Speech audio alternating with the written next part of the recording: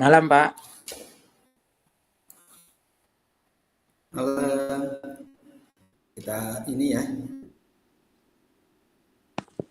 kebetulan lagi ada kegiatan pendampingan sama teman-teman dosen. Jadi masih di kampus, belum sampai rumah. Baik, sebentar ya, saya siapin bahannya dulu nanti untuk kita discuss hari ini ya. Kita hari ini berarti pertemuannya masih pertemuan keempat ya.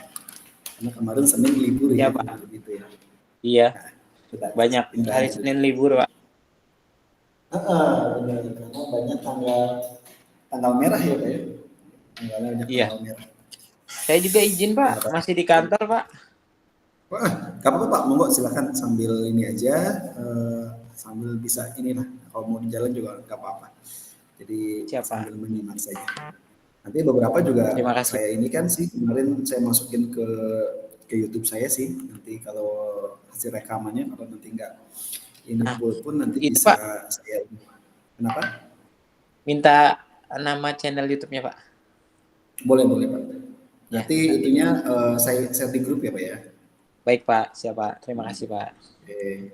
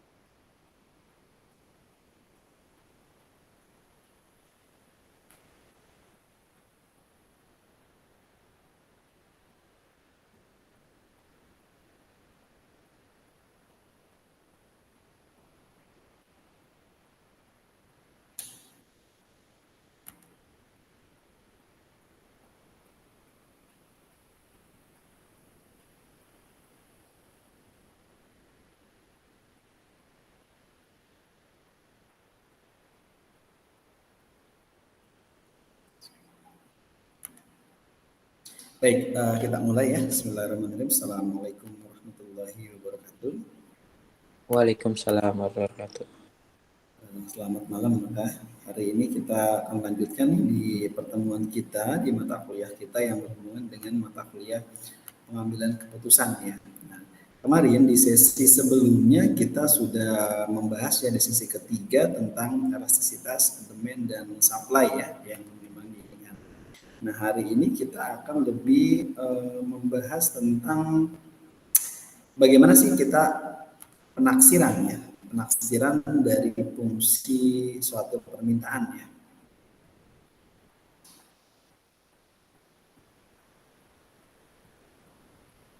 Sebentar.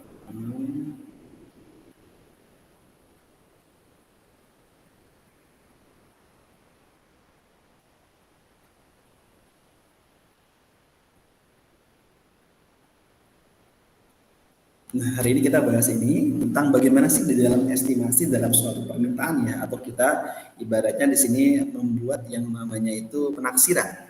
Penaksiran apa sih yang bisa kita inginkan ya di dalam suatu permintaan ya di sini ya.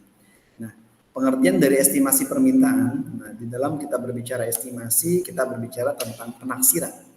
Di mana penaksiran permintaan ini di dalamnya adalah suatu proses dalam menemukan ya nilai-nilai koefisien dalam hal ini parameter ya dari fungsi permintaan masa kini atau digunakan adalah current value terhadap suatu produk.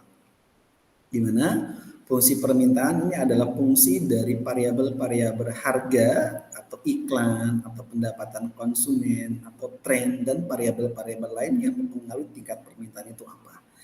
Q sama dengan A ditambah B1P ditambah B2A ditambah dengan B3Y ditambah dengan B4T tambah dan seterusnya BN kalikan dengan N. Nah, dari persamaan-persamaan di atas, ini ada beberapa macam estimasi dalam permintaan. Kita mencoba mencari nilai koefisien. Baik itu koefisien dari B1, kemudian koefisien dari B2, koefisien dari B3, ya, koefisien dari B4 dan seterusnya sampai dengan BN di situ. Dari persamaan itu, ini adalah merupakan nilai koefisien atau merupakan suatu yang namanya parameter ya, di mana parameter ini dia mencoba pengaruhnya ya dari masing-masing variabel terhadap jumlah yang diminta oleh konsumen itu apa. Koefisien ini juga memberikan kunci bagi pembuatan keputusan manajerial. Terdapat dari beberapa seragam ya, ada cara estimasi permintaan yang dapat kita kelompokkan ke dalam dua metode. Yang pertama ada metode langsung, di mana metode langsung ini adalah kita menaksir suatu permintaan dengan melibatkan langsung konsumen melalui dari wawancara atau melalui dari survei yang ada. Ada namanya pasar juga bisa dengan namanya ada pasar simulasi atau mungkin di dalamnya ada berupa eksperimen dari pasar yang terkendali. Kemudian yang kedua ada yang namanya metode tidak langsung. Di mana metode tidak langsung ini adalah metode menaksir permintaan ya dengan menggunakan data-data sekunder yang telah dikumpulkan dan kemudian dilakukan upaya ya menemukan hubungan secara statistik antara variabel dependent dan variabel independent. Nah, ini juga merupakan salah satu teknik ya yang sering digunakan untuk estimasi permintaan ya dengan menggunakan metode tak langsung adalah dengan menggunakan teknik analisa regresi atau dikatakan dengan sederhana dan berganda. Nah, ini di dalam menaksirkan yang namanya suatu permintaan ya, ada berbagai macam ragam yang digunakan di dalam penaksiran ini. Di dalam estimasi, berbicara estimasi, kita di sini berbicara proses, di mana proses yang dengan jumlah suatu produk ya atau suatu layanan yang akan dibeli oleh pelanggan dalam periode tertentu. Tujuan utamanya apa? Tujuan utamanya adalah membantu pengambilan keputusan terkait produksi, terkait persediaan, terkait logistik dan perencanaan keuangan lainnya di dalamnya itu. Nah, dalam contoh pengumpulan ini banyak hal yang bisa kita lakukan di dalam suatu pengumpulan ya dalamnya. Dan tadi teman-teman di dalamnya itu ada pengumpulannya dengan berupa metode langsung dan tidak langsung salah satunya di dalamnya itu. Kemudian di dalam metode langsung gimana nih untuk kita membuat suatu estimasi di dalam suatu permintaan. Ada yang pertama kita bisa menggunakan yang namanya adalah metode wawancara dan metode survei yang ada. Dilakukan dengan mewawancarai para pembeli secara potensial untuk mengetahui berapa yang akan mereka beli jika suatu variabel yang mempengaruhi permintaannya itu diubah. Contohnya, berapa banyak sih permen merek Kiss yang dibeli seseorang konsumen bila harganya naik 10%. Otomatis ketika ada kenaikan, orang yang pertamanya membeli, pasti orang itu tidak akan lagi membeli itu. Ya kan? Kemudian apalagi iklan yang dilakukan setiap hari pada frame time yang ada. Kemudian pendapatan konsumen yang meningkat ya sebesar 10%. Pendekatan-pendekatan ini yang di dalamnya mungkin mudah dilakukan ya, namun terdapat beberapa macam kelemahan-kelemahan yang ada. Ada masalah di dalamnya, ada representasi responden ya terhadap seluruh populasi yang ada di dalamnya. Dia ada yang namanya interview yang bias, artinya mewawancarai sesuatu, tapi wawancara ini dengan adanya faktor leading dalam usaha namanya probing di dalamnya.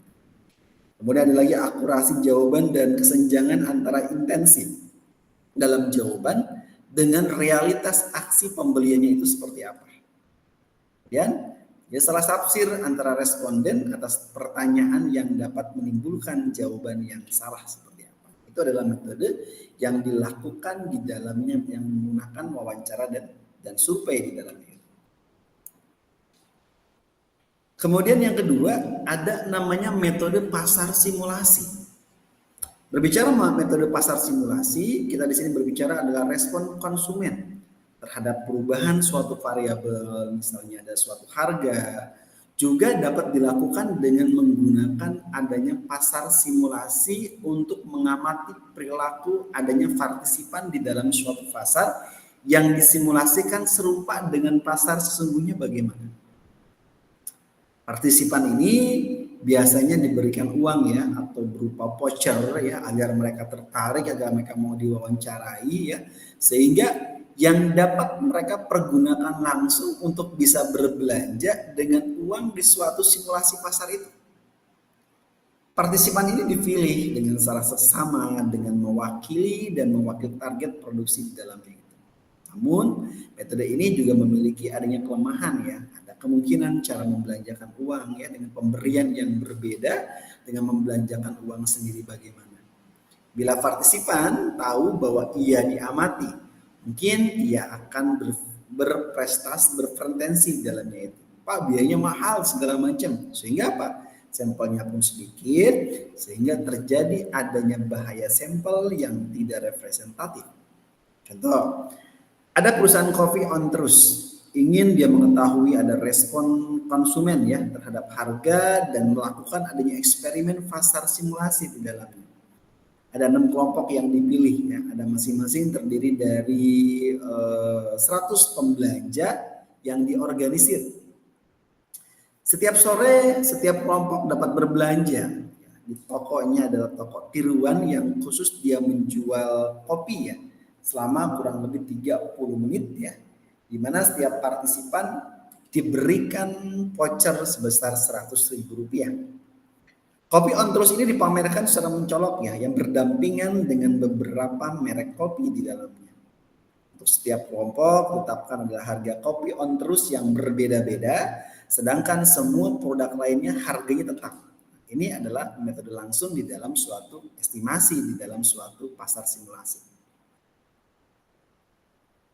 Nah, ini kalau dihubungkan dengan metode on Trust ini begini, ketika ada hasil suatu eksperimen terhadap kopi on Trust, ini ada 6 kelompok yang diberikan perlakuan yang berbeda. Kelompok yang pertama adalah harganya adalah 3.390 per ons. Nah, ini adalah penjualannya adalah 112 ons dalamnya. Kemudian yang kedua adalah 3.290, dalamnya ada penjualan sebesar 123 ons di dalamnya.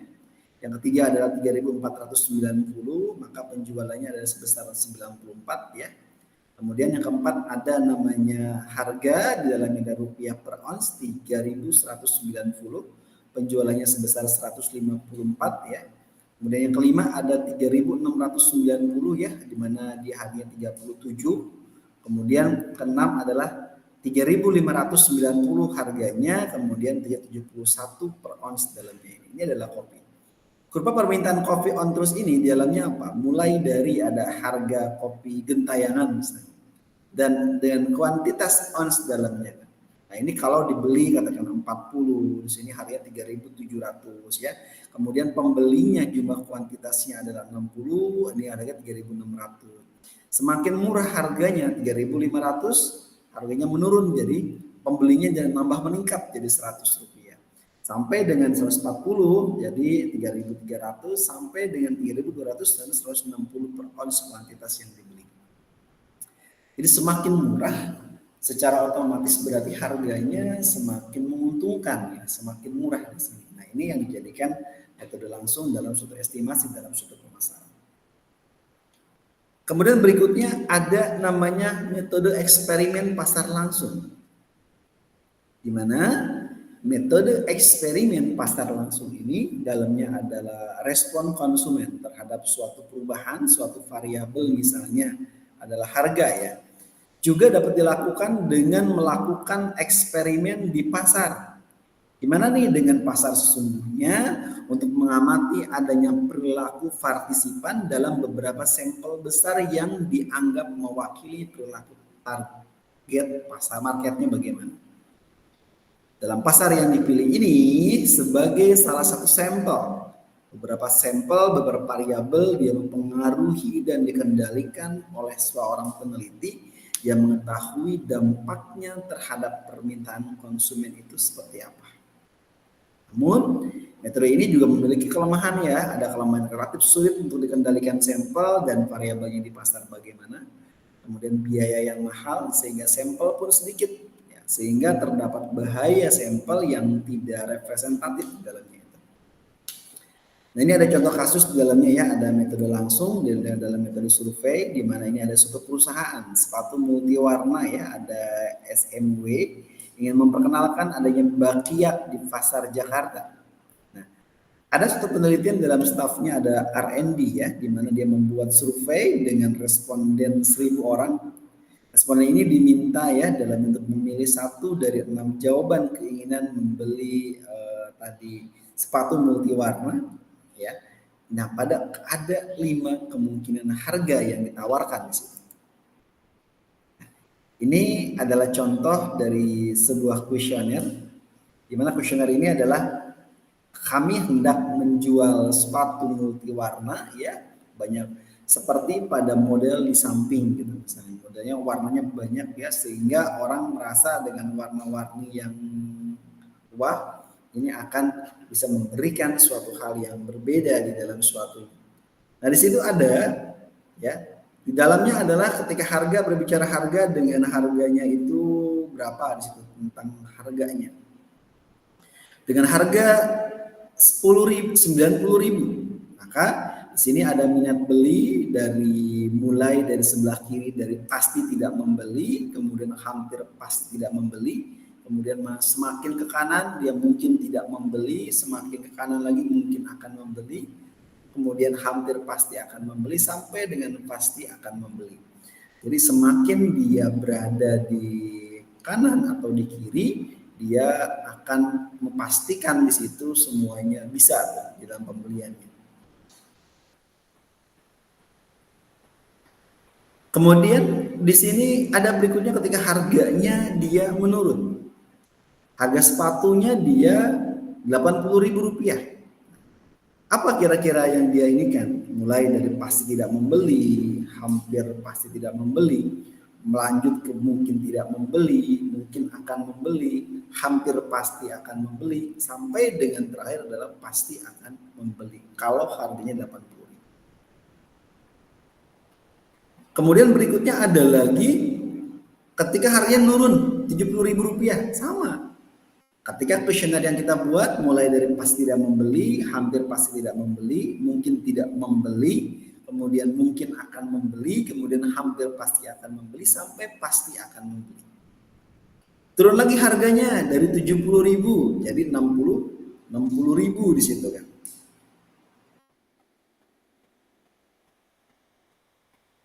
Kemudian di situ harganya sama, ketika dia harganya berada di 60.000, kuesioner yang dibuat sama ya. Ada di situ mulai dari pasti tidak membeli, kemudian hampir pasti tidak membeli, mungkin tidak membeli, mungkin dia akan membeli, hampir pasti akan membeli, sampai dengan pasti dia akan membeli di dalamnya. Dari perubahan itu kemudian naik turun lagi harga yang tawarin, dari harga tadi 90.000, kemudian harganya dia meningkat ya, menurun dari 80.000 sampai akhirnya harganya dia turun kembali jadi 70.000 sampai dengan harganya 50.000 nih. Turunnya hampir kurang lebih sampai 45% penurunannya. Dari 50.000, dari pasti dia tidak membeli, kemudian hampir pasti tidak membeli, mungkin dia tidak membeli, mungkin akan membeli, hampir pasti akan membeli, sampai dengan pasti akan membeli. Nah, dengan adanya seperti itu, di situ ada yang namanya perbedaan-perbedaan ya di dalam membuat suatu suatu keputusan di dalam sebuah kuesioner apa yang memang akan diberikan di situ. Nah, ini ada ringkasan ya tentang jawaban responden yang dipakai, ternyata kurang lebih responnya lumayan. Hampir ada sekitar 90.000 responden yang akan ada di situ. Dengan responden yang tadi 90.000 ternyata hasil metode langsung untuk estimasi permintaan ya. Ini adalah ringkasan dari jawabannya adalah N1000. Mulai dari harga 90.000 ternyata yang pasti tidak membeli ada 500. Hampir pasti tidak membeli 300. Kemudian mungkin tidak membeli 125. Mungkin membeli 50, hampir pasti beli 25, pasti membeli 0. Berarti dengan harga 90.000 orang tidak membeli. Kemudian hasil survei dari 1.000 orang ini di harganya turunin jadi 80.000. Ketika 80.000 dicoba ternyata pasti tidak membeli 300. Hampir pasti tidak membeli 225. Mungkin tidak beli 175. Mungkin membeli 50. Hampir pasti beli adalah 100. Pasti membeli adalah 50. Oh ternyata ketika turun harganya dari 80.000 ternyata ada yang membeli sebesar 50 orang, sebanyak 50 responden yang membeli. Kemudian uji coba lagi dengan harga diturunkan lagi dari 80.000 harganya diturunkan kembali menjadi 70.000 harganya. 70.000 pasti dia membeli, di situ adalah 100, pasti tidak, hampir pasti tidak membeli 150, mungkin tidak beli 250, mungkin membeli 250, hampir pasti beli 150, pasti membeli 100. Oh berarti ada peningkatan. Dari penurunan harga 80.000 ke 70.000 itu dia meningkat. Kemudian lagi bertambah lagi dengan harga 60.000 dia turun lagi. Harga 60.000 dia pasti tidak membelinya adalah 50. Hampir pasti tidak membeli adalah 100 responden. Mungkin tidak membelinya adalah sebesar 100 responden. Mungkin membeli 300 ya, membeli di situ. Kemudian hampir pasti beli adalah 250, pasti akan membeli sebesar 200 di situ. Meningkat Pak.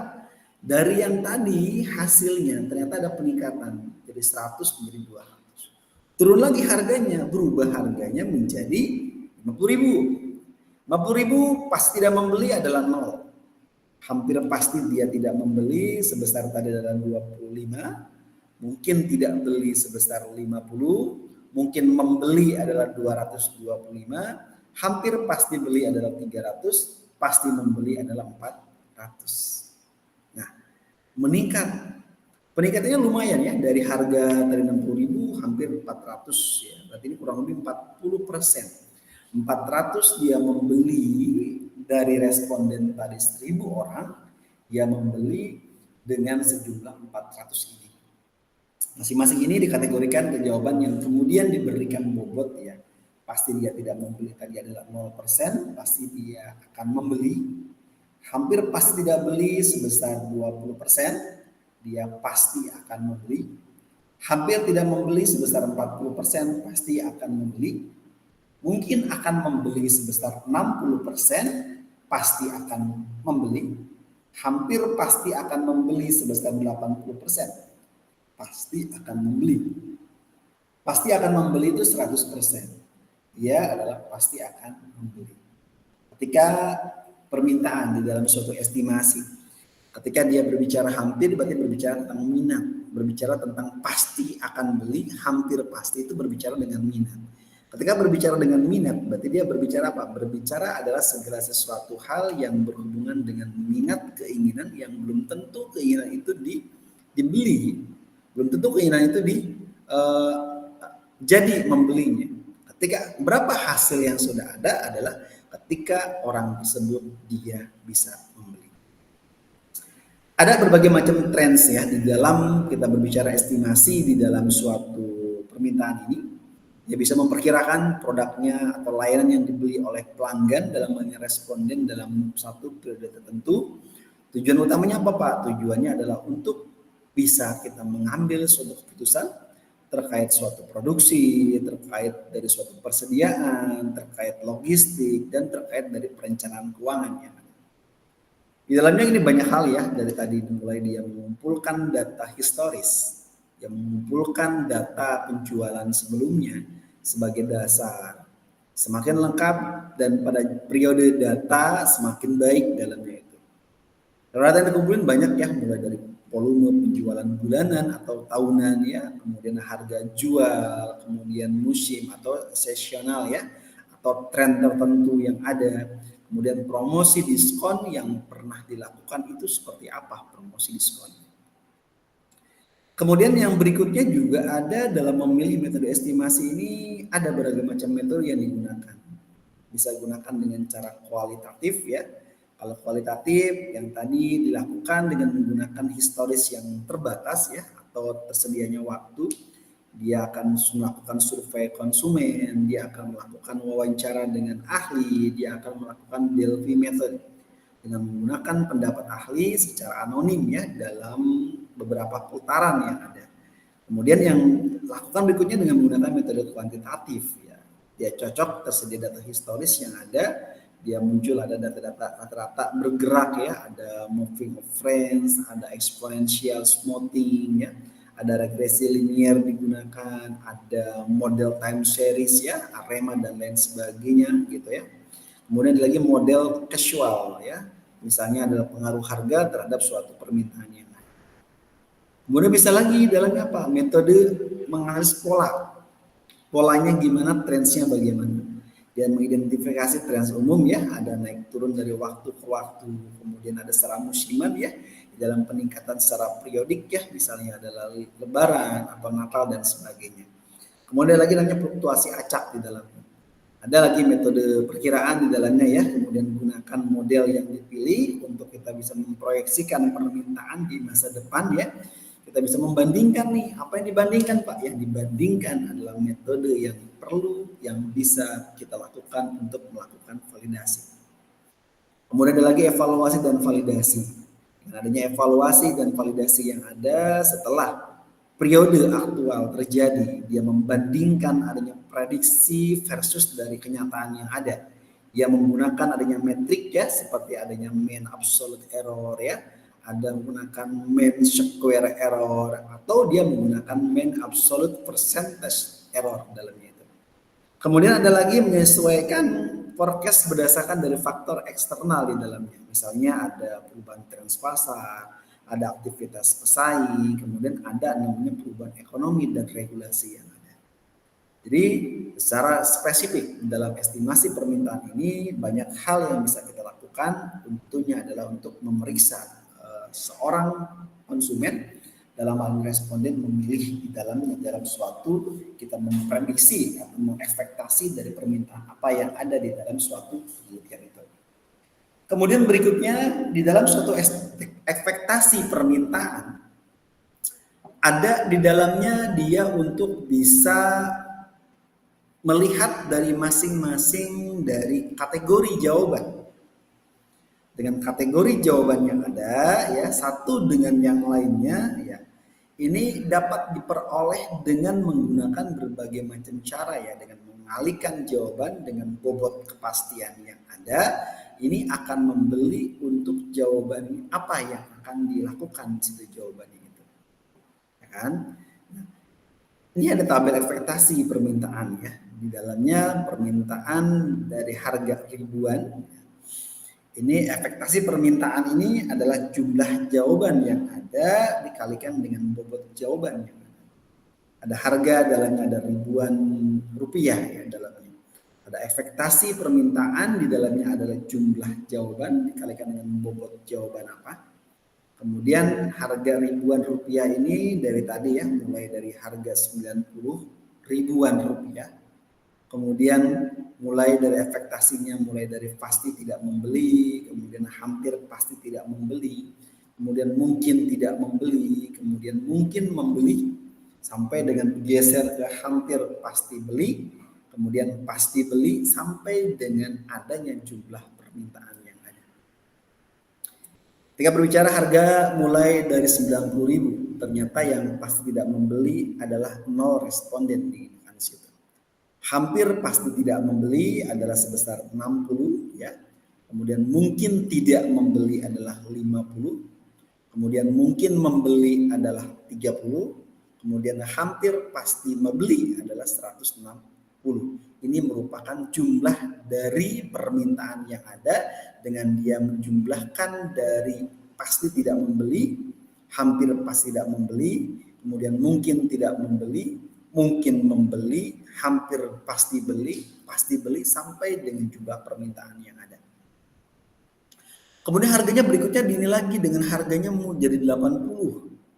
Dari mulai pasti tidak membeli adalah 0 ya, hampir pasti tidak membeli adalah 45.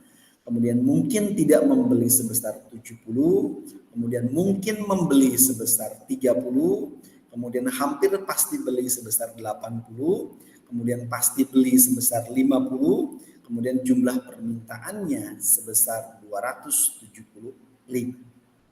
Itu kalau harganya 80.000. Kemudian berikutnya harganya naik kembali dari harganya ribuan, 70 ribuan. Berarti mulai dari pasti tidak membeli adalah 0 ya.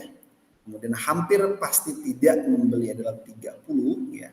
Kemudian mungkin tidak membeli sebesar 100 ya.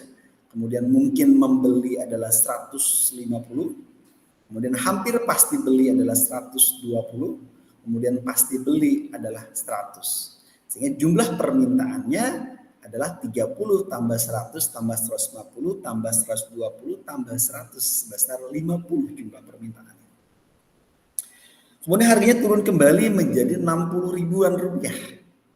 Pasti tidak membelinya adalah 0, kemudian hampir pasti tidak belinya adalah 20, mungkin tidak belinya adalah 40, mungkin membelinya adalah 180, hampir pasti beli adalah 200, kemudian pasti beli adalah 200. Sehingga jumlah permintaannya adalah 0 tambah 20 tambah 40 tambah 180 tambah 200 tambah 200 ketemunya ada 640. Kemudian harga turun kembali, ekspektasi permintaannya menjadi meningkat. Jadi mulai tadi pasti tidak membelinya adalah 0, kemudian hampir pasti tidak membelinya adalah 5, mungkin tidak membelinya adalah 20, mungkin membelinya adalah 135 ya, kemudian hampir pasti belinya adalah 240 ya, kemudian pasti belinya adalah 400, sehingga jumlah permintaan yang ada 0 tambah 5 tambah 200 tambah 135 tambah dengan 240 tambah 400 ketemunya adalah 800 di dalam suatu ekspektasi permintaan di situ. Ini adalah gambar di dalam suatu metode, di mana suatu metode yang ada di dalamnya itu adalah dia menggambarkan gambar proyeksi kurva permintaan SMW ya, mulai dari harga dalam ribuan rupiah ya terhadap kuantitas Q di dalamnya itu. Sehingga kuantitas Q di sini mulai dari harga V tadi 50 ya, kemudian sampai dengan 100. Ternyata ketika ini ketemu di titiknya adalah 1600 kuantitas Q-nya. Sehingga terjadi ada namanya demand, permintaan P-nya ini adalah 98,87 minus 0,06 Q di dalamnya itu. Kemudian MR-nya ini adalah 98,87 minus 0,12 Q. Sehingga Q sendiri adalah 1626,50 dikurangi 16,45. Sehingga P sendiri adalah 98,87 dikurang 0,006 Q. Dalamnya ini adalah kurva proyeksi estimasi permintaan dari sepatu multiwarna tadi. Berikutnya, di dalam kita memberikan atau menghitung yang namanya analisis regresi untuk kita membuat suatu estimasi permintaan ya, dengan menggunakan metodenya adalah metode tidak langsung ya. Ini ada beberapa macam analisis regresi yang dapat digunakan untuk menemukan derajat ketergantungan satu atau lebih variabel ya terhadap variabel lainnya, misalnya variabel harga dan lain sebagainya. Kemudian ada variabel permintaan atas pertanyaan yang dapat menimbulkan jawaban yang salah. Itu seperti apa jawaban yang salah itu? Ada berapa macam hal di situ, mulai dari dalamnya ada analisis runtut waktu ya. Analisis runtut waktu gitu ya. Ini analisis seksi silang dalamnya. Ada analisis ini dapat digunakan pada data runtut waktu ya, atau dikatakan menggunakan time series ya, atau data seksi silang atau cross sectional di dalamnya itu. Nah, ini ada berbagai macam hal. Di dalamnya adalah analisis runtut waktu ya, dan mulai dari observasi telah dicatat dalam kurun waktu tertentu pada situasi yang serupa. Situasinya adalah bagaimana si data harga tadi dalam suatu penjualan bulanan ya, suatu produk perusahaan tertentu di suatu kota selama kurang lebih 12 bulan itu seperti apa yang dilakukan. Itu adalah analisis. Masalahnya ada beberapa faktor yang berada di luar kendali perusahaan dalam dia mempengaruhi penjualan dan cenderung dia berubah ya dalam kurun waktu tersebut, sehingga ada kemungkinan ya bahwa harga bukanlah suatu faktor tunggal yang mempengaruhi perubahan penjualan jika variabel-variabel non harga tadi ya ini dapat diobservasi dan diukur. Variabel-variabel ini juga dapat dimasukkan ya sebagai variabel bebas dalam suatu analisis regresi dalamnya. Namun variabel seperti perubahan mode dan perilaku konsumen di dalamnya ya ini dapat dilakukan dengan berbagai macam hal nih yang kita telitinya apa. Bisa dimulai dengan menggunakan diukur dan diamati dengan secara kuantitatif ya. Variabel yang dapat digolongkan sebagai satu variabel yang berperan sebagai variabel bebas ya dalam analisis regresi yang ada. Kemudian yang B adalah analisis seksi silang. Ini adalah data yang digunakan berasal dari unit-unit observasi ya, misalnya adalah outlet yang dalamnya yang berbeda dengan analisis lingkungan bisnis ya yang sama pada skala waktu yang sama. Masalahnya faktor-faktor ini mungkin berperan berbeda ya di antara unit-unit observasi yang berbeda itu seperti apa. Kemudian berikutnya juga bisa dihitung dengan menggunakan linear persamaan regresi yang ada. Dengan linear persamaan regresi yang ada di dalamnya ini kita bisa melakukan dengan menggunakan persamaan regresi. Analisis regresi menuntut bahwa adanya suatu hubungan yang dinyatakan secara linear ya. Ada menggunakan persamaan regresi berganda.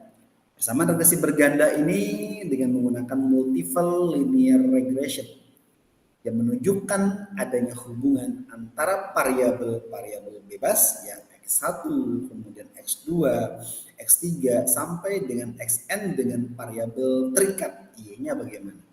Bila Y sama dengan F dalam kurung X1, X2, X3 dan terusnya sampai dengan Xn dalamnya. Maka X1 dia akan ada pengaruhnya atau hubungannya dengan Y. Kemudian X2 bagaimana hubungannya dengan Y. Kemudian X3 bagaimana hubungannya dengan Y. Sampai dan seterusnya sampai dengan Xn bagaimana hubungannya dengan Y. Sehingga hubungan-hubungan ini dengan berbagai macam regresi berganda ini satu dengan yang lain dia mempunyai suatu hubungan yang beda di situ.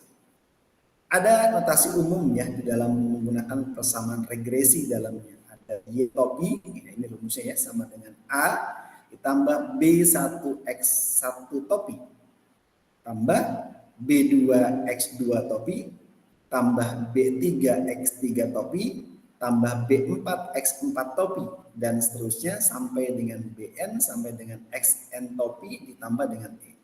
Di mana Y sendiri adalah variabel yang dipengaruhi dengan menggunakan variabel yang terikat bagaimana X1, X2, X3, X4 dan seterusnya sampai dengan Xn. Ini adalah variabel pengaruh atau menggunakan variabel bebas yang diadanya. B1, kemudian B2, kemudian B3, kemudian B4 ya sampai dengan Bn. Ini adalah variabel-variabel yang mempunyai pengaruh yang menunjukkan besar pengaruhnya terhadap variabel bebas terhadap variabel terikat lainnya.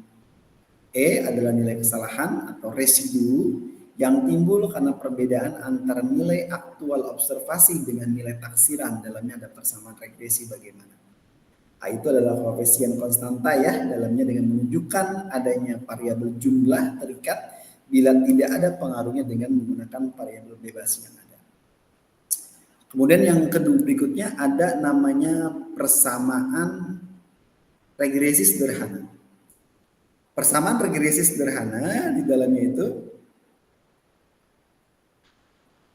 dengan yang ada berarti persamaan ini dengan sendirinya itu harus dibuatkan ya dengan menggunakan simple linear regression ya. Nah, di mana simple linear regression ini dengan satu kesatuannya ini dia akan bisa memberikan sesuatu hal yang berbeda di dalam suatu regresi di situ. Mulai dia namanya ada menunjukkan ada hubungan antara satu variabel saja yang digunakan. Ini hanya jika ada pengaruhnya variabel bebas lainnya yang dapat diasumsikan dia tidak terlalu signifikan di dalamnya. Apa yang tidak tahu signifikan? Tidak tahu signifikannya di sini adalah berkaitan dengan terlalu signifikan bila Y sama dengan F dalam kurung X1. Di mana apakah X1 itu dia berhubungan dengan Y. Notasi umum persamaan regresi ini adalah Y topi sama dengan A tambah B X topi tambah dengan E. Di mana Y topi adalah variabel yang dipengaruhi dengan menggunakan variabel yang terikat ya. Kemudian X sama dengan variabel pengaruh dalam halnya variabel bebas yang ada. A adalah konstanta ya. B adalah besar koefisien parameter variabel bebasnya bagaimana. E adalah residu dalam kesalahan hitung di dalamnya itu. Kemudian berikutnya ada lagi dengan menggunakan penaksiran berikutnya dengan menggunakan parameter regresi sederhana. Untuk mencari nilai parameter A dan B ini di dalam suatu persamaan regresi, dia digunakan dengan menggunakan metode kuadrat terkecil. Ada least square method. Yaitu adalah metode yang meminimalkan jarak ya dari nilai yang dihasilkan oleh persamaan regresi, baik itu adalah nilai Y dengan nilai empiris Y1 di sini. Kemudian ada lagi namanya metode kuadrat terkecil. Dengan ini adalah proses secara matematis ya yang dalamnya dia menentukan adanya intercept dan slope garis yang paling tepat yang menghasilkan jumlah kuadrat deviasi atau simpangan ya yang paling minimumnya itu apa. Kemudian berikutnya ada nilai A atau konstanta yang diperoleh dari rumus A sama dengan Y bar dikurangi dengan B X bar. Di mana Y bar ini adalah nilai rata-rata hitung untuk nilai-nilai Y-nya. Kemudian Y bar adalah nilai rata-rata hitung untuk nilai-nilai X-nya. Dan nilai parameter variabel X, ya, yakni ada nilai B dalam ini beta, diperoleh dengan rumus B sama dengan N dalam kurung sigma XY minus sigma X dikalikan dengan sigma Y dibagi dengan N dikalikan dengan sigma X kuadrat dikurangi dengan sigma X dikuadratkan. Di mana sigma ini adalah notasi menunjukkan penjumlahan, N adalah jumlah observasi atau titik datanya apa. Kemudian persamaan regresi sederhana ditunjukkan dengan adanya notasi Y topi sama dengan A tambah B X topi. Di mana Y topi adalah nilai prediksi Y berdasarkan dari least square method. Kemudian Y topi adalah nilai X berdasarkan dari least square methodnya digunakan apa dalamnya. Nah, kemudian dari hasil yang tadi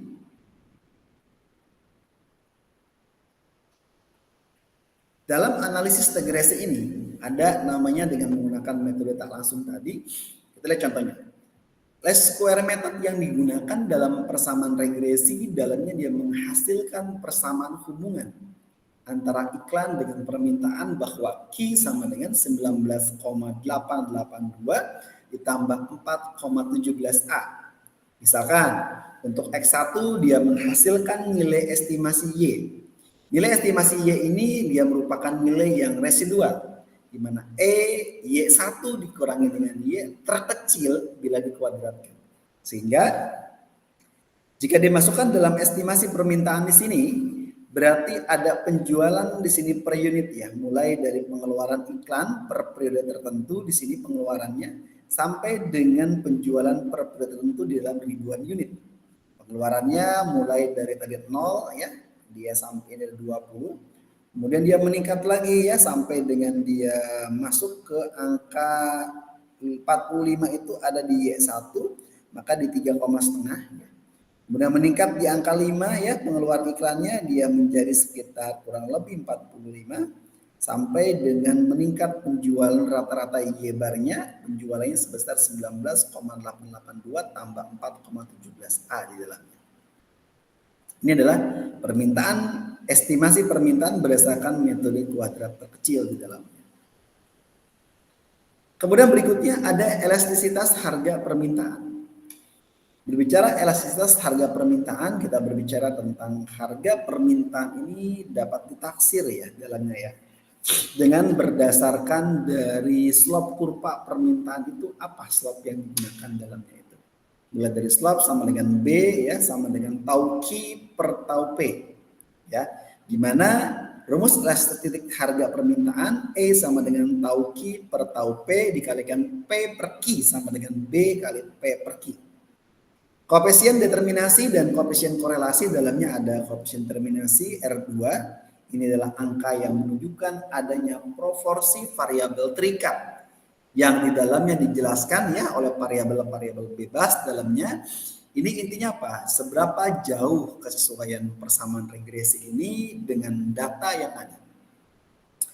Di mana R kuadrat sama dengan N kalikan sigma X Y dikurangi dengan sigma X kalikan dengan sigma Y per ya N kalikan dengan sigma X di kuadrat dikurang sigma X kuadrat dikalikan dengan N kalikan sigma Y kuadrat dikurangi dengan sigma Y dikuadratkan.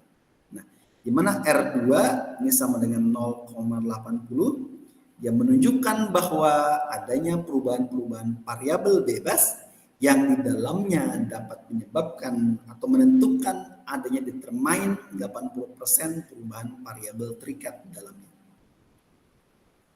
Kemudian berikutnya ada lagi namanya koefisien korelasi Verson atau R di dalamnya.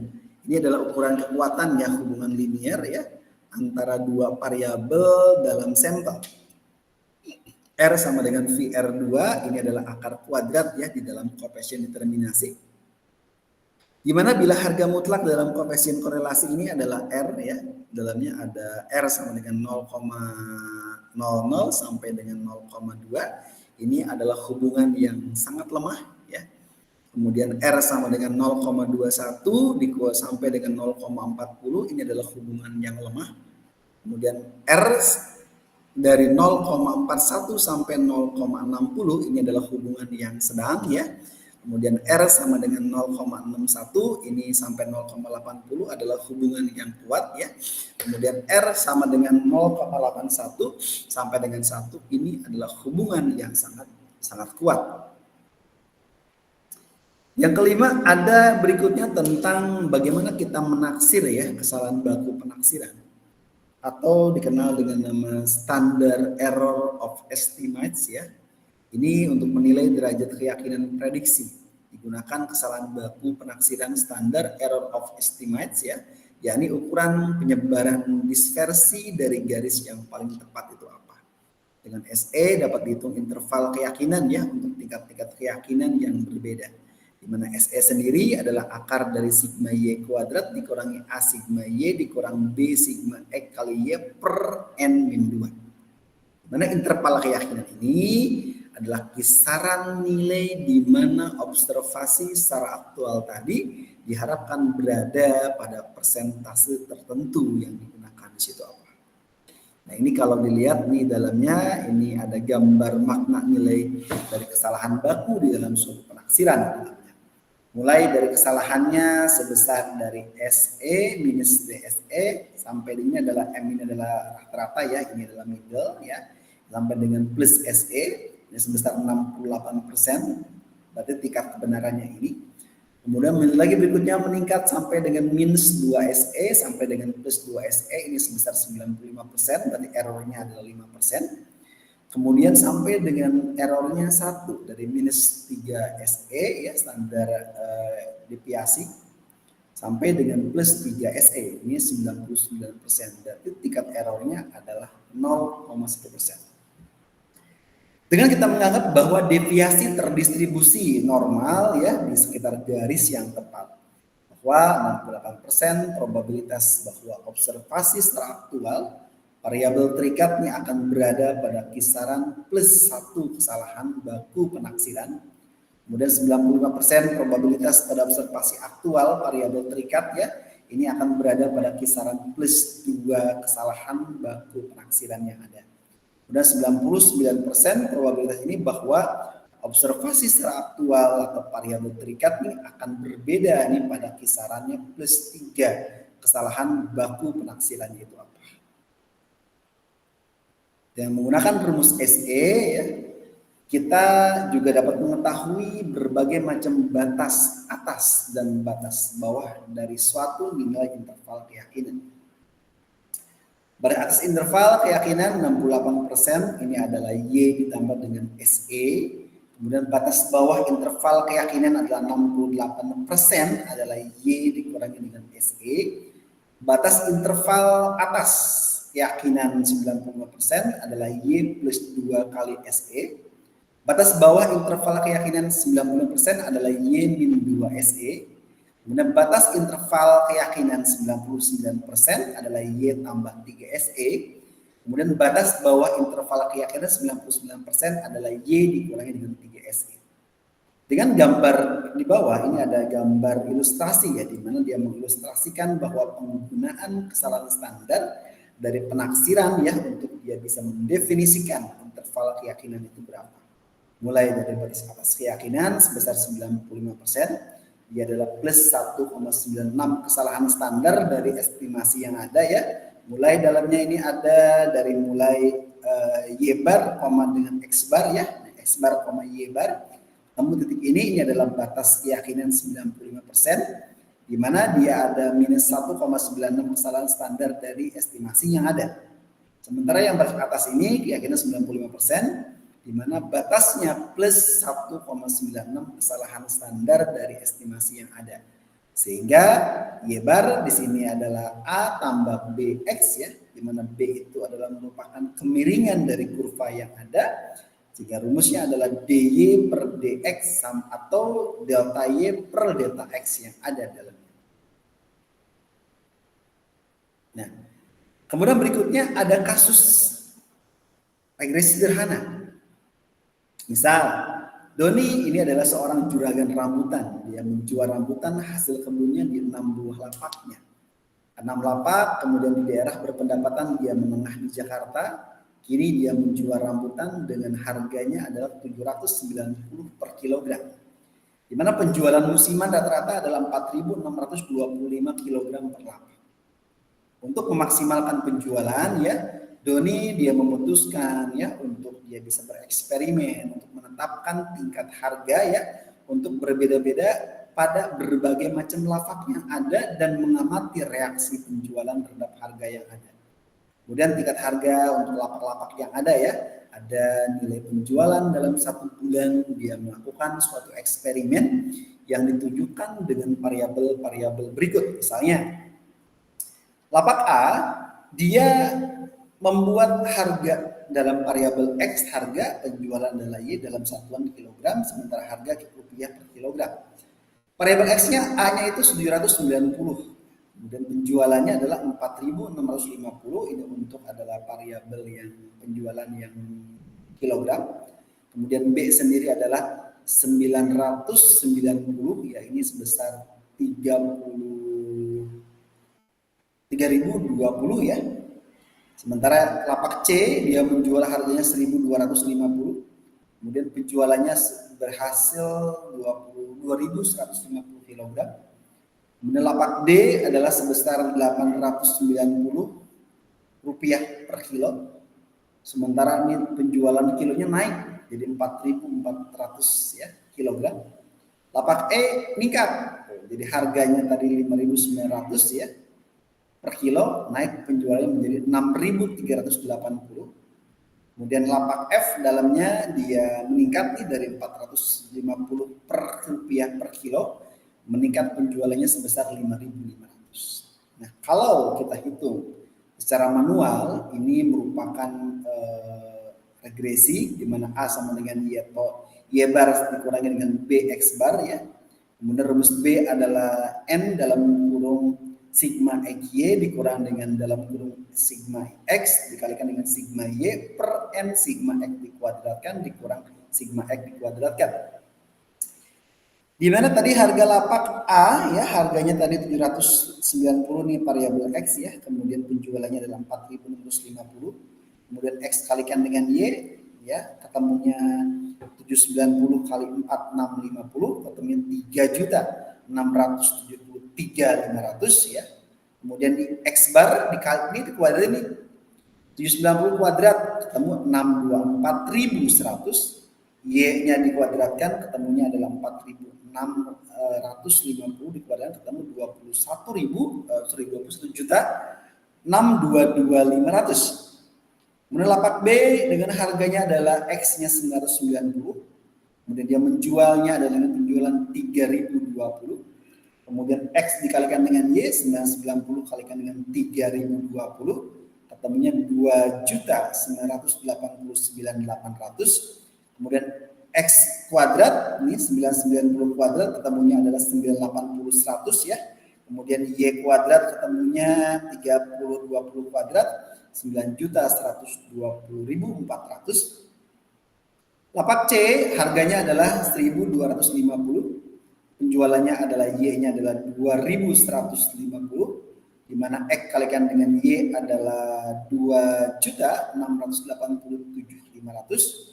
X kuadratnya adalah 1250 kuadrat, ketemunya adalah 1.562.500. Kemudian Y kuadrat 2150 kuadrat, ketemunya 4.622.500. Kemudian lapak D. Lapak D harganya adalah 890. Kemudian Y-nya adalah 4.400. Kemudian X kalikan dengan Y dikalikan 890 kalikan 4.400 berarti 3.916 juta. X kuadrat adalah 792.100 ya. Ini kalikan. Kemudian Y kuadrat 4.400 ketemunya adalah 19 juta 360 juta. E adalah X-nya adalah 890. Di mana di penjualan Y-nya adalah 4.000. Oh sorry, udah ya. Yang E itu X-nya adalah 590. Kemudian Y-nya adalah 6380. X kalikan dengan Y ketemu 3.764.200. X kuadrat dikuadratkan nih 590 kuadrat ketemu 348.100. Y kuadrat dari 6380 kuadrat jadi ke 40.704.400. F-nya adalah 450, Y-nya adalah 550, 5.500 ya. Berarti X kali Y adalah 2.475.000. X kuadrat adalah 202.500. Y kuadrat ini dikuadratkan ketemunya adalah 30.250.000. Sehingga sigmanya X ditambahkan semuanya ya 790 tambah 990 tambah 1250 tambah 890 tambah 590 tambah 450 tambah 49 ketemunya 4.960. Ini adalah sigma X. Bagaimana sigma Y? Sigma Y tambahin aja 460 4650 tambah 3020 tambah 2150 tambah 4.400 tambah 6.380 tambah 5.500 ketemunya adalah 26.100. Berikutnya tambah lagi dengan sigma XY. Ya udah tambahin 3.673.500 ditambah 2.989.800 ditambah 2.687.500 ditambah 3.916 juta. Kemudian 3.764.200 tambah 2.475.000. Ini ketemunya 19.506.000. Ini adalah sigma XY. Bagaimana dengan sigma X kuadrat? Berarti 624.100 tambahin dengan 680.100 tambahin dengan 1.562.500 tambahin dengan 792.100 tambahin dengan 348.100 tambahin dengan 202.500 ketemunya adalah 4.509.400. Ini adalah sigma X kuadrat. Kemudian bagaimana dengan Y kuadrat? Y kuadrat di sini nih. Kuadratin tadi jumlahnya 21.622.500 ditambah dengan 9.124.400 ya. Kemudian tambahkan dengan 4.622.500 tambahkan dengan 19.360.000. tambahkan dengan 40.704.400, tambahkan dengan 30.250.000, tambahkan dengan 125.679.800, sehingga ketemunya di sini Y bar sama dengan sigma Y per N. Berarti 2.026.100 dibagi dengan N lapaknya ada 6, bagi 6 adalah 4.350 kg. Y bar, X bar berarti sigma X per N, berarti 4.960, ini dibagi dengan 6, ketemunya 826,70. B, rumus tadi adalah N sigma X Y dikurang sigma X kalikan dengan sigma Y per N kali sigma X kuadrat dikurang sigma X dikuadratkan. Ya, sigma Y kuadrat. Berikutnya ini rumus ini, jadi B sama dengan 6 kali 19.506.000 dikurangi 4.960 kali 26.100 dibagi 6 kalikan dengan 4.509.400 dikurangi 4.960 dikuadratkan. Jika ketemunya adalah 12.420.000 dibagi dengan 2.454.800, ya ketemu B-nya adalah minus ya 5,0595. Itu menghitung kasus linear regresi. Sehingga ketika kita berbicara berikutnya dengan menggunakan rumus Yatopi. Yatopi tadi adalah A sama dengan Y bar sama Yatopi sama dengan A tambah B X topi. Yatopi adalah 8.58532,70 dikurangi 5,0595 X. Jadi penjualannya adalah mulai dari 0 sampai dengan 800 ya. Ini adalah 5,6 ribu, kemudian 100 ini hampir ketemu sekitar 3 ribuan ya. Nah ini Q-nya adalah 8532,7 dikurang 5,0595 P. Ini adalah kurva permintaan ya, dengan berhitungan dengan menggunakan hasil perhitungan regresi yang ada. Bahwa nilai Q tadi sama dengan 8.53270 dikurangi dengan 5,0595 P atau P adalah 1686,50 dikurangi 0,1976 Q. Maka TR total revenue P kalikan dengan Q berarti 1.686,50 Q dikurangi dengan 0,1976 Q2. Maka akan ketemu namanya MR marginal revenue. Jadinya revenue berarti 1.686,50 dikurangi 0,3953 K. Akan ketemu elastisitas Y, harga Y-nya adalah 26.100 sama dengan 4.350 kg, sama dengan X-nya 4.960, kodenya 826,70. Kemudian lagi harga dengan B-nya ada tau Q per tau P sama dengan 5,0595. Jika P sama dengan 850 rupiah, maka Q sama dengan 8532,70 dikurangi dengan 5,0595 kalikan dengan 850, ketemunya adalah 42320 kg. Di mana E sama dengan B sekalikan dengan P per Q ya berarti minus 5,0595 kali 850 per 4232,10, sehingga E-nya ketemu minus 1,0262. Maka elastisitas ini hanya sedikit ya di atas 1, maka elastisitasnya bernilai negatif uniter. Artinya total revenue untuk akan tetap konstan walaupun harganya naik ataupun harganya turun dengan harga 850 per kilogram yang ada. Oke, berikutnya kita presensi dulu ya. Sekarang kita presensi dulu. Sebentar, saya izin ngambil minum dulu bentar ya.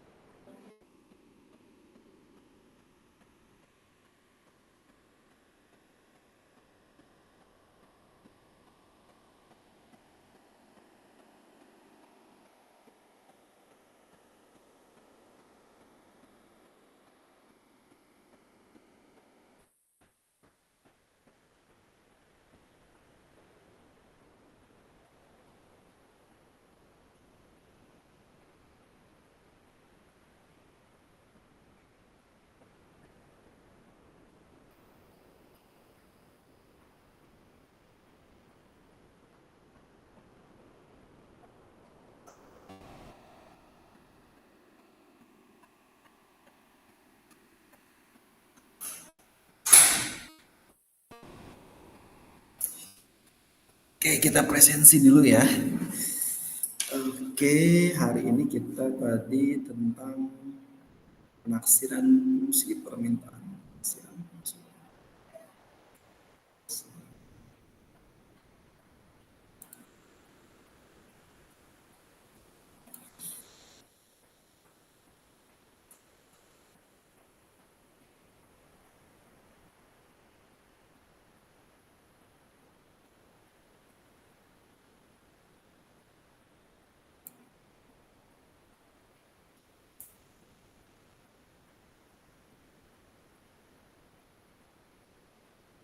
Penaksiran fungsi permintaan. Penaksiran fungsi permintaan.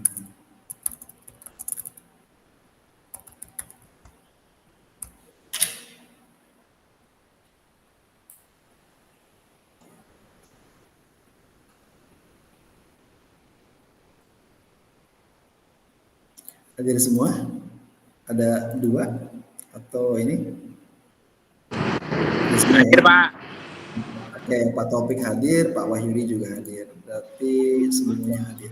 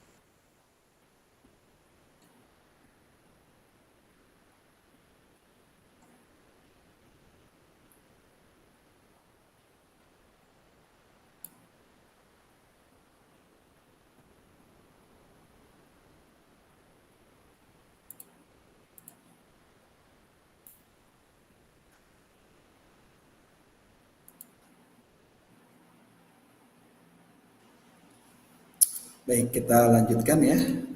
Tadi kita sampai dengan contoh kasus regresi. Wah, ini panjang nih. Sampai dengan mana nih? Angka semua nih. Sekilas ya. Ini setengah jam lagi kayaknya nggak kejar nih. Soalnya ini angka semua. Dalam hal penaksiran kita dengan data yang ada kita menggunakan berbagai macam persamaan di dalamnya itu ya.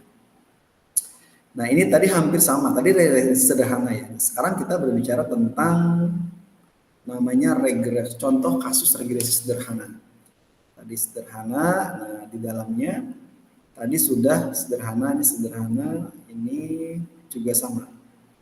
Nah, saya lompat berikutnya tentang koefisien determinasi. Ini hampir sama dengan yang tadi ya, cuma membedakannya adalah koefisien determinasi ini kalau ditemukan misalnya R-nya adalah 0,8623 ya, itu ini sebenarnya saya anggapnya hampir sama dengan yang tadi lah ya angkanya. Berarti R kuadrat sama dengan N kalikan sigma X Y dikurangi sigma X kalikan dengan sigma Y per N sigma X kuadrat dikurangi dengan sigma X kuadrat ya dikalikan dengan N sigma Y kuadrat dikurangi dengan sigma Y kuadrat.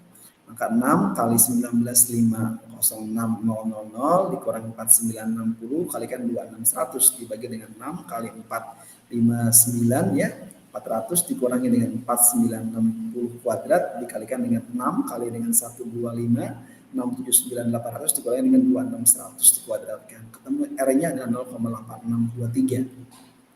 Artinya sebesar 86,2% ya. Ini variasi pada observasi penjualan yang disebabkan oleh perubahan tingkat harga yang ada.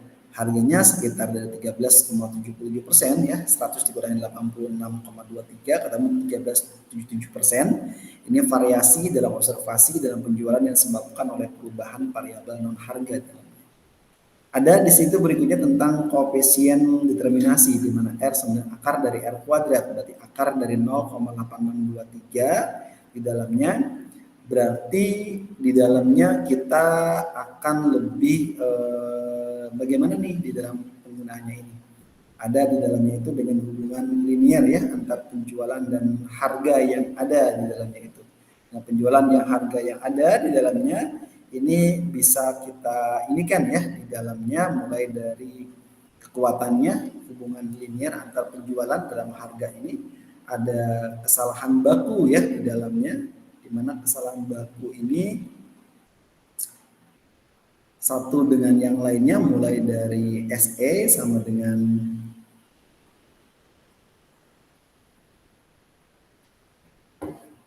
berarti SE akar dari sigma Y kuadrat dikurangi dengan A kali sigma Y kurangi B ya kalikan dengan sigma X Y per N 2 gitu dalamnya itu ya. Maka SE-nya ketemu ya dimasukkan ketemu 946,5 di dalamnya itu gitu kan.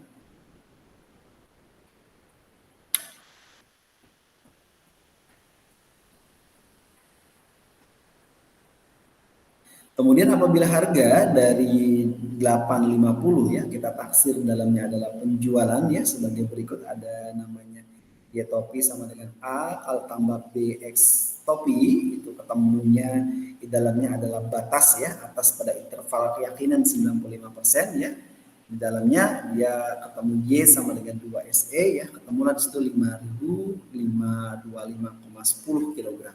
Kemudian dari batas bawah dari interval tadi dari 90% keyakinannya ketemu dengan Y-nya dikurangi dengan 2 SE, ketemunya 2939,1 kg. Pada tingkat keyakinan 95%, bila harga ditetapkan ya pada harga 850, maka penjualan akan terletak pada 2939 ya. Ini sampai dengan 5.5251 kg dalamnya. Nah, berikutnya ada parameter di dalamnya ya. Dalam regresi linear berganda ini biasa teman-teman menggunakan statistik ya. Bisa menggunakan SPSS sebagai alat bantunya, bisa menggunakan listel dan sebagainya. Ada langkah-langkah dalam mengolah data regresi berganda dengan SPSS. Mulai dari teman-teman pada dasarnya tahapan ini ada penyusunan model regresi berganda dia meliputi menentukan mana variabel bebas independen dan mana variabel tergantung independennya bagaimana. Kemudian menentukan metode ya, dalamnya ada pembuatan model regresi, dalamnya ada enter, ada sweep, stepwise, ada forward, ada backward dalamnya. Kemudian lagi melihat ada tidaknya data yang outlier ya, atau ekstrimnya bagaimana. Kemudian menguji asumsi-asumsi pada regresi berganda ya, seperti ada uji normalitas, ada uji linearitas, ada uji heterokodasitas dan lain sebagainya. Kemudian menguji signifikasi model yang ada uji T, ada uji F dan sebagainya. Kemudian melakukan interpretasi dengan menggunakan model regresi berganda di dalamnya. Jika dilakukan dengan menggunakan metode-metode stepwise ini, maka uji di dalamnya ada uji signifikansi, justru dalamnya itu dia mendahului ada uji asumsi, seperti ada uji normalitas dan sebagainya. Karena regresi berganda cukup kompleks dan bervariasi, ini akan dijelaskan prosedurnya ya dalam pembuatan model regresi berganda dan uji signifikansi dengan metode enter di dalamnya, sedangkan uji asumsi model regresi ini akan dijelaskan tersendiri. Ini ada contoh data kuantitatif ya. Jika data kualitatif ini pada umumnya adalah jenis data dengan kategori atau nominal, maka diperlukan adanya dummy variabel dalamnya. Contoh kasus dalamnya ada manajer PT Duta Makmur ya. Dia ingin mengetahui apakah kegiatan yang menunjang penjualan perusahaan selama ini bagaimana. Sebagai variabel bebas ya, adanya iklan di koran, adanya variabel iklan, adanya satuan biaya iklan dalam jutaan rupiah per bulannya bagaimana. Kemudian lagi iklan di radio, bagaimana iklan radio, kemudian satuan biaya iklannya dalam jutaan rupiah per bulan. Kemudian lagi jumlah outlet penjualan di seluruh daerah, ada outlet, ada satuan dalam unit outlet ya. Ada lagi jumlah salesman yang ada bagaimana. Salesman ini adalah satuan dalam orang ya dalamnya itu. Kemudian benar-benar kita berpengaruh terhadap penjualan roti dari perusahaan bagaimana. Sebagai variabel dependent, yaitu adalah variabel sales dalamnya. Satuan yang juta rupiah per bulan bagaimana. Dan jika berpengaruh, maka adanya perusahaan yang akan mencoba memprediksi sales yang waktu yang tertentu dalam mengubah variabel yang kita bisa mempengaruhinya bagaimana. Ini ada langkah dalam file-file regresi ya, mulai dari menu SPSS, kemudian kita klik analyze, kemudian menu regression ya, kemudian pilih linear. Nah, teman-teman nih kalau nanti di mata kuliah statistik ya, teman-teman berbantuan komputer, teman-teman nih akan bisa menemukan ini. Data regresi dalamnya ya ada nama variabel daerah, ada tipenya numerik ya, ada label yang digunakan ya, ada daerah penjualan roti Duta Makmur ya, dengan cakupan dari Jakarta, ada Jawa Barat, ada Jawa Tengah, Jawa Timur dan sebagainya. Kemudian sales ini adalah data numerik ya, tingkat penjualan roti semua rasa ya dalam unit per bulannya. Kemudian ada iklan ya, ada numerik, ada iklan di koran, ada jutaan rupiah per bulan ya, ada iklan numerik ya, iklan radio, jutaan rupiah per bulan. Kemudian lagi outlet ya, numerik ya, jumlah outlet perusahaan pada setiap daerah seperti di pasar, supermarket, mall dan lain sebagainya. Kemudian lagi salesman numerik, nah ini jumlah salesman dari setiap orang atau daerah yang ada. Nah ini biasanya teman-teman nanti akan mencari data nih, kan kumpulin data yang ada ini, contoh ada 30 data, mulai dari daerah, salesnya bagaimana, iklan bagaimana ya, outlet dan sebagai salesman yang ada. Ini data-data ini tadi ya dimasukkan ke dalam SPSS ya. Nanti pilih variabel sales, ada variabel defendingnya bebas ya, ada iklan, ada ada iklan, ada outlet dan salesman, kemudian cascable, kemudian kasus dan pilih variabel.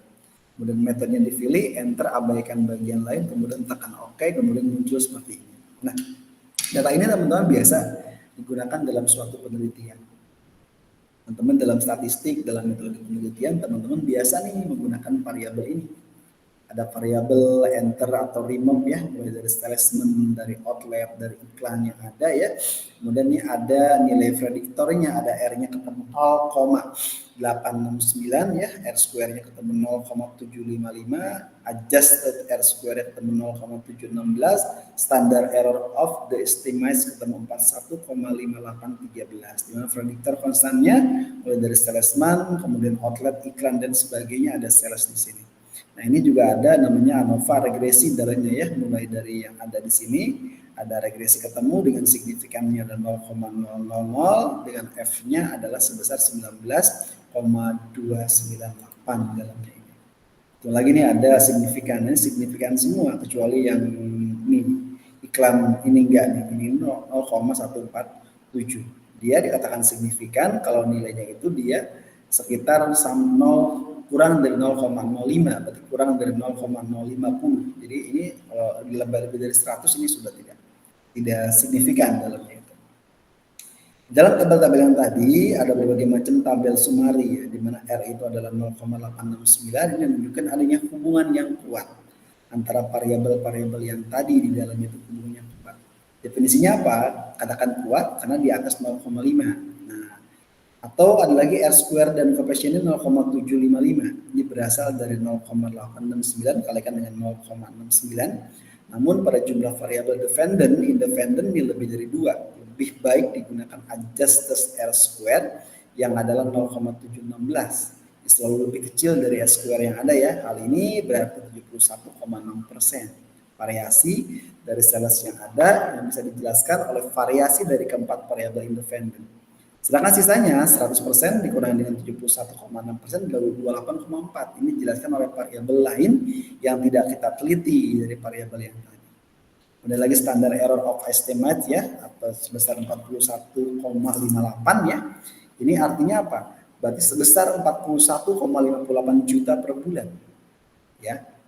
Ini variabel defendantnya maka kecil ya, SSE-nya akan dibuat oleh model regresi semakin tepat dalam memprediksi variabel independen di dalamnya.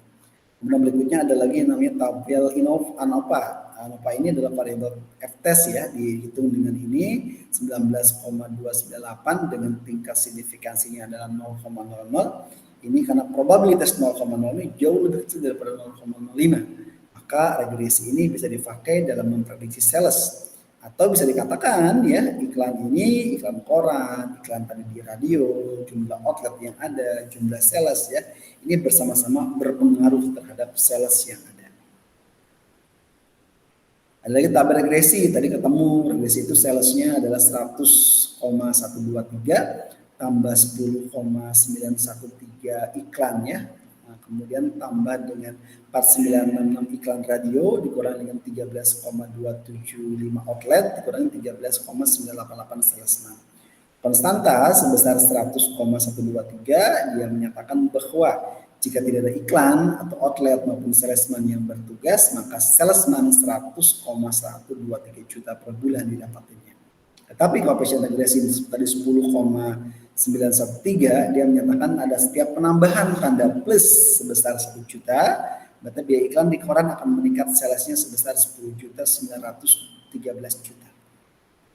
Kemudian koefisien regresi adalah 4.966. Dia menyatakan bahwa setiap penambahan karena tanda plus ini ada 1 juta, maka biaya iklan di radio akan meningkat sales sebesar 4.966 juta. Koefisien regresi adalah minus 13,275. Ini menyatakan bahwa setiap penambahan karena tanda minus ya, satu unit outlet ini akan mempengaruhi sales sebesar 13,275 juta. Koefisien regresi adalah minus 13,988. Dia menyatakan bahwa setiap penambahan karena tanda minus ya, satu orang salesman akan mengurangi sales sebesar 13,988 juta. Menurut T untuk menguji ya adanya signifikansi konstanta ya dalam setiap variabel independen yang ada. Hipotesisnya adalah H0 sama dengan koefisien regresi tidak signifikan, H-nya adalah koefisien regresi signifikan. Dalam pengambilan keputusan yang berdasarkan probabilitasnya lebih dari 0,05 maka H0 diterima, kemudian kalau probabilitasnya kurang dari 0,05 maka H0-nya ditolak. Bagaimana keputusannya? Dalam pengambilan keputusan terlihat bahwa kolom signifikansi iklan koran tadi, outlet dan salesman tadi mempunyai nilai signifikan di bawah 0,05 karena ketiga variabel independen tersebut memang mempengaruhi sales yang ada. Tapi variabel iklan radio dan konstanta regresi dia mempunyai angka signifikan di atas 0,05. Karena itu kedua variabel tersebut sebenarnya tidak mempengaruhi sales yang ada. Dan demikian variabel iklan radio dikeluarkan dari model regresi. Kemudian prosedur pencarian model regresi diulang sekali lagi. Catatannya simpan pada hasil output di atas ya dengan menggunakan adanya namanya regresi berganda lainnya. Kemudian regresi kedua adalah regresi berganda. Dalamnya itu kita bisa menggunakan SPS lagi dengan menggunakan file regresi. Kemudian dari menu utama SPSS ini akan klik analyze ya sampai dengan dalam regresi sampai dengan linear. Kemudian dalamnya tampak dengan menggunakan pada gambar, kemudian klik tombol reset di dalamnya ini. Pengisiannya dependent ada variabel sales, independent dalam variabel iklan koran, outlet dan salesman. Kemudian variabel iklan radio sekarang tidak dimasukkan. Kenapa? Karena sudah tidak ada hubungannya. Maka cache labelnya pilih dengan metodenya, kemudian abaikan, kemudian tekan OK dalam untuk memproses suatu data yang ada. Kemudian ketemu hasil seperti ini. Teman-teman nanti akan lebih banyak dalam mata kuliah statistik ya. Ada lagi di kita tuh ada mata kuliah namanya statistik berbantuan komputer. Nah itu teman-teman nanti akan terbiasa menggunakan SPSS di dalam penggunaan di sini. Dalam SPSS ini ada nilai sumarinya adalah 0,856 ya. R square-nya 0,733 ya, adjustment R square-nya 0,703. Standar error of the estimate-nya 4225637 dalamnya. Kemudian lagi dalamnya ada lagi signifikan 0,0, F-nya 23,843. Kemudian signifikansinya semua signifikan. Kenapa? Karena dia adalah kurang dari 0,010 baik iklan koran ya, outlet atau salesman yang ada di dalamnya. Bagaimana kita menganalisisnya? Angka R tadi sebesar 0,856 yang menunjukkan adanya penurunan dibandingkan dengan model terdahulu. Namun demikian angka korelasi masih bisa disebut kuat ya. Ada angka adjusted R square, koefisien determinasi yang disesuaikan adalah 0,703 yang juga lebih rendah dari model sebelumnya. Lagi standar error of estimate ya sebesar 42,56 atau sebesar 42,5 juta per bulan. Hal ini berarti ada kenaikan ya pada SSE yang sebenarnya kurang baik karena tingkat kesalahan dari model regresi lebih besar daripada model sebelumnya. Ada tafsiran dari ini dicari dengan menggunakan mencari T-label dengan kriteria tingkat signifikan 5%. DF sama dengan jumlah sampel ya dikurangi dengan jumlah variabel, 30 kurangi dengan 40 sama dengan 26. Di mana uji dua sisi dari label ini didapatkan nilai T-labelnya kurang lebih sebesar 2,0555. Dan menghitung variasi variabel defendennya adalah 2,0555 kali 43,56, ketemunya kurang lebih 4 plus minus 87,48 menggunakannya. Kemudian tabel ANOVA di dalamnya digambarkan F hitung sebesar 23,842 dengan tingkat signifikansi adalah 0,00. Hal ini menunjukkan pengaruh variabel independen ya secara keseluruhan atau secara signifikannya bagaimana. Kemudian lagi variabel koefisien regresi nih, dalamnya ada persamaan regresi. Sekarang adalah salesnya adalah 174,644 tambah 10,744 iklan koran dikurangi dengan 12,949 outlet dikurangi 13,273 sales bank. Uji T dalamnya untuk menguji signifikansi konstanta. Dalam setiap variabel independen dalam terlihat bahwa ada kolom signifikan atau signifikansi untuk semua variabel independen dan konstanta yang ada mempunyai adanya signifikansi di bawah 0,05. Hal ini menunjukkan bahwa iklan di koran, kemudian jumlah outlet, jumlah salesman, ya sesuai dengan individu juga berpengaruh secara signifikan terhadap sales yang ada. Dengan demikian, model regresi terakhir ini sudah memadai untuk memprediksi sales yang ada.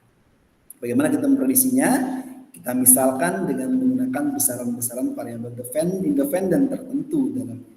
Misal pada bulan Agustus tahun 2000 ya perusahaan di dalamnya itu dia ada meningkatkan biaya iklan yang ada dengan koran rata-rata, kemudian di dalamnya dia ada outlet ya menjadi 12 adalah pada penjualan bulan tersebut diperkirakan ada sales 174,664 tambah 10,774 kali 30 dikurangi 12 ya 949 kali 12 dikurangi 13,273 kalikan 10 ketemunya 208,846. Jadi sekitarnya adalah 208.846.000. Catatannya adalah pengisian iklan ko yang hanya 30 karena satuan dalam jutaan rupiah.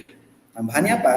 Karena regresi ini terdapat SEE, maka sales sebesar 208,846 ini tidak bisa dihitung ya. Kenapa? Karena variabelnya di sini ditafsirkan dengan 208,846 ini plus minus 87,48. Sehingga 121,366 situ ya. Nah, sampai dengan 296 ya. 326 ya adalah variasi ya dari 121,366 juta sampai 296,326 juta. Demikian seterusnya ya bisa disampaikan dengan prediksi berdasarkan dari nilai yang berdasarkan dari prediksi di dalam suatu variabel ini.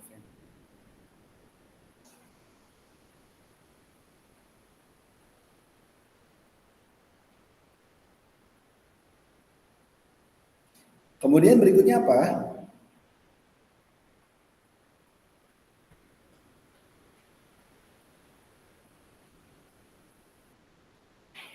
Ini ada contoh misalnya dengan berbagai macam hal di sini ya, dengan perbedaan-perbedaan yang ada dalamnya ya. Mungkin ini nanti kita bahas di pertemuan berikutnya atau mungkin nanti akan menjadi salah satu tugas ya yang memang diinginkan ya berhubungan dengan ini. Tapi ini tugas-tugas teman-teman mungkin tidak akan sejauh pembicaraan kita sampai dengan menggunakan SPSS ya. Karena teman-teman ini adalah contoh dalam pengambilan suatu keputusan dengan menggunakan statistik penggunanya di dalamnya situ. Nanti itu teman-teman akan dapat penggunaan itu nanti dengan mata kuliah statistik dengan bantuan komputer dalamnya teman-teman akan mendapatkan itu.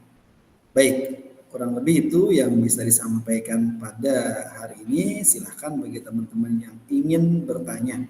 Ya, kita masih ada waktu kurang lebih 10 menit lagi untuk pembahasan kita. Yang hari ini kita membahas tentang yang namanya penaksiran ya, penaksiran yang berhubungan dengan fungsi permintaan. Silakan.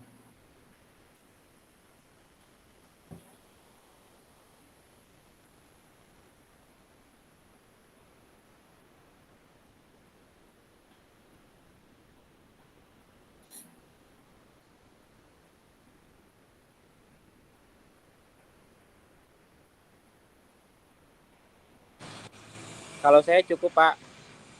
Cukup. Baik. Saya cukup sih Pak. Saya cuma nanya ini aja Pak. Untuk perihal UTS seperti apa Pak ya? Iya Pak? Untuk UTS-nya Pak. Tugasnya Iya Pak, gitu Pak. kenapa?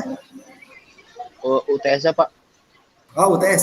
Nanti teman-teman nggak usah mikir UTS dulu dan UAS ya. Nanti di ending, kita kan hari ini baru pertemuan keempat. Nanti pertemuan keempat, nanti pertemuan kelima, keenam, ketujuh. Nanti di situ ada tugas, perwakilan tugas. Mungkin nanti 1 tugas atau 2 tugas. Teman-teman nanti UTS pun dalam bentuk soal. Nanti mungkin UASnya dalam bentuk project gitu lah. Jadi teman-teman tinggal ngapusnya di ending di akhir Pak. Jadi kita Bapak nggak usah dulu UTS-nya karena kita kelas ini ya. Gitu.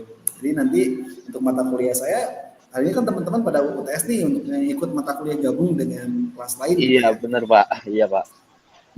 Gitu. Kelas ini sendiri khusus ya karena ini adalah kelas percepatan ya.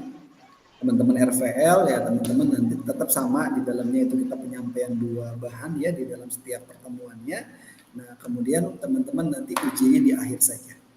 Gitu. Dan ujiannya pun teman-teman nanti hanya ibaratnya hanya ini aja lah paling tugas hanya 1 tugas. Kemudian teman mengerjakan 1 soal UTS ya. Kemudian nanti UASnya saya kasih project yang teman-teman bisa kerjakan. Nanti saya kasih waktu kurang lebih sekitar 1 sampai dengan 2 minggu pengerjaan untuk UTS dan UASnya. Gitu. Seperti itu. Jadi nggak usah khawatir infonya Pak. Jadi jangan nggak ujian gitu ya, tenang aja. Kita khusus. Gitu. Kalau tidak ada, saya simpulkan ya untuk pertemuan hari ini masalah penaksiran atau estimasi fungsi permintaan ini dia merupakan alat strategis ya dan sangat penting dalam pengambilan keputusan manajerial. Ada berbagai macam poin utama yang saya rangkum pada hari ini adalah 1 menjadi dasar pengambilan keputusan. Estimasi permintaan memberikan dampak secara kuantitatif ya yang digunakan oleh seorang manajer ya dalamnya untuk bisa menentukan jumlah produksi mana yang akan dia produksi, kemudian merencanakan stok persediaan, kemudian mengelola tenaga kerja dan sumber daya yang ada, kemudian menyusun anggaran dan proyeksi keuangan yang ada. Kemudian yang kedua, dia bisa menentukan harga dan strategi pemasaran ke depannya apa yang mau dia lakukan. Mengetahui sensitivitas permintaan terhadap harga, elastisitas, manajer dapat menentukan harga optimal ya untuk memaksimalkan keuntungan, kemudian menyesuaikan strategi promosi untuk diskon, kemudian menilai dampak dari perubahan harga terhadap volume penjualan yang ada. Yang ketiga adalah mengantisipasi perubahan pasar, sehingga analisis permintaan membantu seorang manajer dalam memprediksi tren pasar jangka pendek maupun jangka panjang, kemudian menyesuaikan strategi operasional dengan dinamika pasar yang ada saat ini, kemudian memberikan respon cepat terhadap faktor eksternal, baik itu musiman, baik itu ekonomi, maupun secara persaingan yang ada.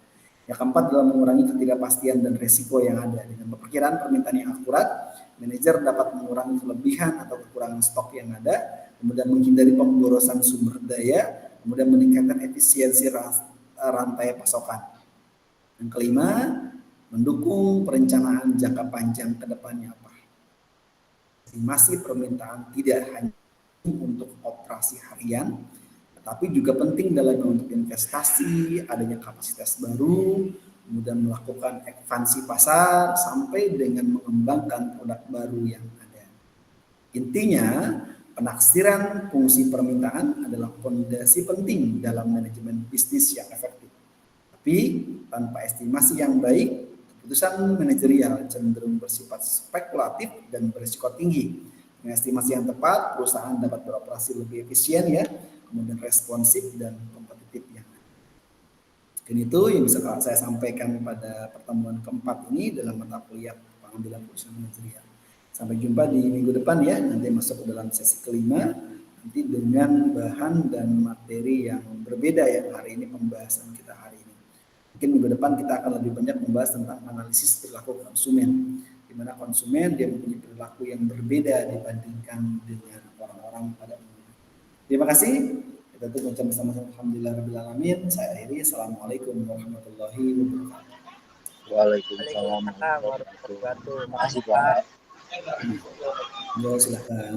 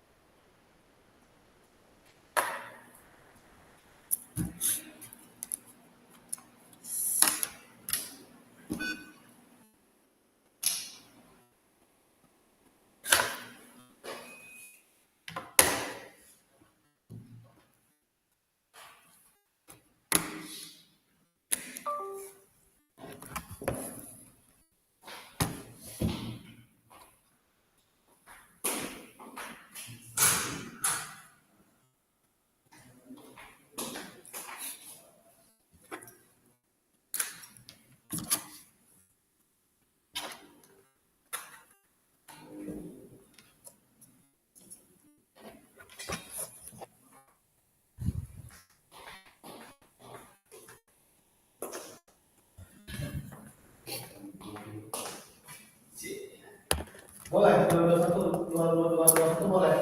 Lewat dari 4 tahun